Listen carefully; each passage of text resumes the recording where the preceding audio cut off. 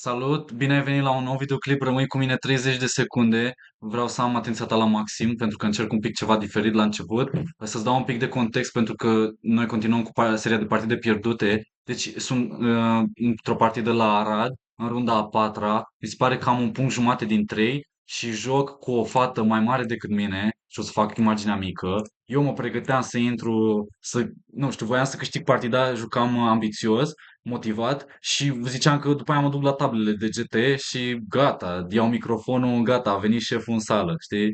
Și jucam cu o fată mai bună decât mine, da? Și are peste 200 de elo și era și mai mare decât mine. Cred că în 2019, acum 6 ani aproximativ, cred că aveam 17 ani pe vremea aia. Da, dacă fac corect. Și ia să arăt momentul de cotitură. Deci, punctul critic. Aici, de exemplu, eu eram cu negru, da? Deci, aici cu negru, de exemplu, că am întors tabla, mi-atacă calul și nu prea am unde să le retrag. De exemplu, dacă îl duc aici, vine cu calul, mi-atacă tura și observ nebunul din spate, da, inamicul, spionul. Trebuie să mut tura sau dau calitatea și pierd calul. Sau apăr calul și dau calitatea. Și mă rog, și na, nu mai aveam ce să mai fac. Oricum îmi ia calitatea. Dacă mă duc înapoi, de exemplu, iar vine cu calul aici, fug din tură și nebunul. Și practic mi-am prins tura. Și partida mergea bine până aici. Și mă rog, hai să vezi cum am dat-o de gard și am pierdut în 25 de mutări mai departe. Da? Dar nu înainte de a face și începutul videoului. Ok, acum că ți-am captat atenția. Sper că e mai ok decât de obicei. Oricum cred că o să performeze nasol. Mai puțin dacă îl fac sub 10 minute. Deci hai să mă prezint repede și să arăt toată partida. Deci, eu mă numesc Venețanu Mihai, sunt jucător de șah și, mă rog, acum am mai luat o pauză, sunt antrenor în special de șah, profesor de șah și antrenez online și am, ca să ai o idee bună și să ne cunoaștem, eu am 23 de ani, în momentul de față sunt din Târgoviște, din România, logic, și pentru că vorbesc română, și am Elo 2100 la Classic, dacă te întrebai, dacă nu te întrebai, asta e ghinion. Și pe net am 2500 la Blitz, la Rapid și la Bullet. Și nu e ca să mă laud, că mai degrabă stații care au elo și mai mare decât mine. Deci nu e o laudă. Hai să-i dăm drumul direct la partidă, continuăm seria de partide pierdute, cred că ăsta e episodul 9. Probabil te întreb de unde am învățat să vorbesc așa de repede. Nu știu, cine ești tu care te întrebe asta? Poate de la tine. Lasă un comentariu mai jos, să știu cu cine stau de vorbă aici. Mie întotdeauna mi-e greu să vorbesc în fața unei camere, pentru că e ceva, vorbesc singur, pe scurt. Și mai ales să fac ceva divertisment, să fac entertainment, să mă scălâm, să mă prostesc. În fine, deci am dat contextul, gata, sunt la Arad, era în 2019 primul meu turneu important, când aveam 1668. Da? Și cum ai auzit la începutul videoclipului, acum am 2100.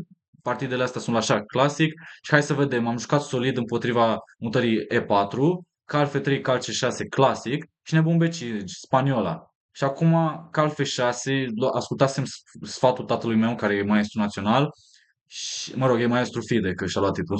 Mă rog, și am jucat cal F6, zidul Berlinului, care e o variantă solidă și parcă sfatul lui era să țin măcar remiza pe tablă. Rocada mică acum în ziua de azi se joacă mult și D3 ca să nu lași pe negru să-ți ia pionul și să ții pionii pe tablă, piesele pe tablă, să nu-ți schimbi damele și așa mai departe. De ce? Uite, să-ți arăt că după aia am luat pionul, vine cu dama, desigur că poate să vină și cu tura și mai duce cu calul înapoi, poate să-mi ia calul, asta e varianta principală. Nu bat cu D-ul, da, override, calia la E5, de exemplu, nebune 7, D4, rocada mică, C3 sau ceva și cal F5, de exemplu. Asta e una din variantele principale. Mai sunt și altele. Era una unde se schimbau damele. Stai așa.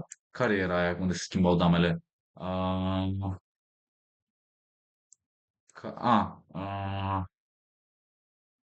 Trebuia să joc la D4 mi se pare că se schimbă damele. Și aici nu mai știu cum era. Cal de 6.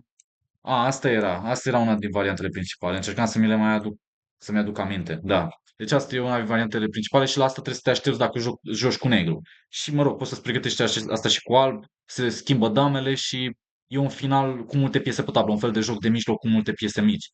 Și mă rog, tinde și spre remiză, mai câștigă și negru, mai câștigă și albul, dar În fine, dacă vrei să fii foarte agresiv, joci cu damele pe tablă. Și aici, și în varianta asta, cu dama aia la E5, dama E7, desigur că nu pot să joc nebun E7 pentru că îmi bate pionul și aș fi dezgustat de poziția mea. Dama E7, dama F4, că nu vrea să schimbe damele și vrea să mă omoare cu turneul 1, desigur că am nebun E6, dar eu persist cu dama F6 și am pus un semn de exclamare. Analizasem partida la momentul respectiv și chiar dacă mi-a stricat structura de pion, eu jucam dinamic, de pe vremea aia îmi plăcea să joc dinamic. B3, o mutare interesantă, foarte strategic, să pună nebunul pe B2, nebun G4, nu prea îmi pasă de nebunul ei pe B2, I just ignore it, rege H1 ca să se apere că nu poate să bată pionul pentru că îi pică piesa și rege H1 scapă de legătură, mutare foarte practică, nebune 7, D3, rege D7, acum prezint poziția, nu pun cu engine-ul, cu calculatorul, eu zic că jucasem bine deschiderea și am o poziție relativ ok, H3, nebune 6, cale 4, deși am niște slăbiciuni pe aici, turn G6 și dacă vine să-mi atace tura, o să joc turn H6. Dar aici a fost o greșeală, într-un fel, mai târziu, că, că joacă nebun C1 și pregătește cal H4 și nebun H6 și n-am văzut chestia asta. Probabil ar trebui să joc H5 sau ceva. Și la cal H4, de exemplu, turn G6, nebun H6, măcar mi-am eliberat câmpul H7 pentru tură și nu mai pierd calitatea. Și are sens. Dar am greșit cu cal F5 și n-am văzut G4. A, da, și aici ar trebui să joc sau nu, am jucat cal de 4, dar deja se complică poziția și probabil ar trebui să pun deja un semn de întrebare aici, la cal F5 și, mă rog, probabil că ar trebui ori H5, cum am zis mai devreme, ca să salvez tura, ori alte mutări, nu știu, poate să schimb pe E4 sau ceva. În orice caz trebuie să-mi activez nebunul ăsta, să vină pe D6, să-i fac loc. Și cam asta era și ideea, să joc cal F5 și după aia nebun D6 ceva. Și ar trebui să-mi activez și nebunul, probabil. Dar e clar că voiam să câștig. Adică după cum vezi aici. Și a reușit să pierd. Ha, ha, ha. Ha, ha, ha, ha, ha, ha, ha. Cal de 4, mi-a prins tura, nebun de 5. Am zis că, nu știu, o păcălesc. Da, m-a păcălit ea rău, rău, rău, rău, rău. F5 și calea la G6, logic, a calculat excelent. Întâi mi-a luat aici și am jucat cal F3, gafă. Am zis că mă duc să iau tura și ar merge dacă ar retrage nebunul, probabil, dacă ar retrage calul. Sunt foarte multe legături și la rege, nu mai știu, am calculat o grămadă de chestii, da? Dar pur și simplu calea la E7 și câștigă partida. Probabil că ar fi trebuit să bat aici cumva, ori cu tura, ori cu ceva. Și poate mi-ar fi luat calul, îi bat și eu aici și bate aici și sunt complet pierdut. Mulțumesc. Mulțumesc de partidă. Mai jucăm, sigur că da, mai jucăm. Mai jucăm cu fete de 1800. Aproape 1900. Da, și mi-a stricat stricul în turneu și după aia Ghea la F5 și am cedat pe loc pentru că dacă vezi tu bine, chiar dacă recâștig calitatea, de exemplu, bat aici, mi-amenință tura, bine, pot să plec și din tură, dar dacă plec din tură, poate, nu știu, are ceva combinații pe aici. Și era momentul, erau niște perioade, cum era și turneul ăsta, unde cedam destul de repede. După cum vezi, sau dacă ai văzut partide pe canal, am partide unde joc până la mutarea 70 și doar dacă mă dă mat câștigă.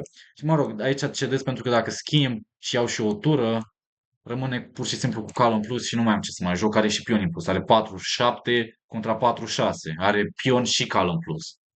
Da, și e GG.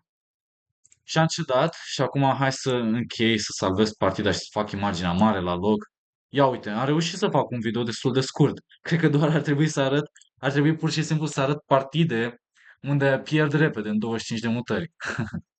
Trebuie să le selectez, trebuie să le caut repede. Trebuie să sun fost jucători și hai să mai jucăm niște meciuri pentru contentul meu pe canal. În fine, și ca de obicei, și acum mai repede, dacă ți-a plăcut, poți să mă susții pe canal dacă dai share. Știu, am observat că nimeni nu dă share, dar eu insist, pentru că e un joc al numerelor. Trebuie să am și mai multe vizualizări și, mă rog, sper că acum dacă îl postez pe ăsta mai scurt, poate și poate un titlu catchy, clickbaity. Bine, dar eu arăt ce trebuie. N-am poze de la turneu, dar ar trebui să caut, să le culeg. Lasă mai jos un comentariu să colectez poze, să le caut, poze mai vechi. Ăsta a fost primul meu turneu important și în deplasare la Arad. Am plecat din Târgoviște până la Arad. Îți dai seama prima dată în viața mea când am plecat atât de departe. Nu știu, aproape 600 de kilometri cu mașina și după aia a devenit o tradiție să merg la Arad. și foarte de treabă organizatorii, mai ales domnul Câmpeanu, am numai respect și stimă pentru dânsul, deci profit de ocazia asta să-i fac puțină reclamă și e un om super de treabă, un gentleman. Da. În fine, cam asta a fost partida. Da, și în general, de fapt mi-a mers bine anul ăsta la Arad, dar nu o să pot să arăt în seria asta pentru că e seria de partide pierdute. Dar mai am partide pierdute pe care pot să le arăt. Deci o să ne vedem în episodul următor. Sper că ți-a plăcut. Dacă nu vrei să dai share, măcar dă like, comment sau, sau subscribe dacă ești nou pe canal. Și cum te-am învățat de acum, iar mă bâlbâi, am emoții, că na, fac rugămințile astea, cerințele astea. Deci, na, ne vedem data viitoare și ai grijă de tine, aplică din ce înveți aici. Da, și era să uit, hai să fac și lecție de bază. Um, da, nu o să zic asta. În fine, nu contează. Um, Așa, deci ce învățăm noi de pe ziua de azi? Dacă joci cu jucători sau jucătoare mai tari decât tine, nu te uita la ei sau la ele. Încearcă să fii pregătit de acasă, nu fii emotiv, nu te panica. Cum am zis și până acum, lasă toate gândurile acasă. Uite, mai am nevoie de încă o mână. Joacă mai încrezător, nu fă atât de multe greșeli, nu pierde. Nu, pe bune, lăsând gluma la o parte. Încearcă să calculezi mai mult, încearcă să fii foarte atent, concentrează-te și, nu știu, atacă, joacă agresiv, joacă activ. Nu știu, asta te-aș sfătui eu. Uneori e bine să fii și solid, dar cu scop. Încearcă să aplici pașii, cum am eu videourile pentru începători, pasul 1, pasul 2 și pasul 3. Ok? Și ne auzim data viitoare. La următorul episod, cred că o să fie episodul 10. Deci stai aproape și fii cât mai curios. Hai, ne auzim. Salut, pa, pa!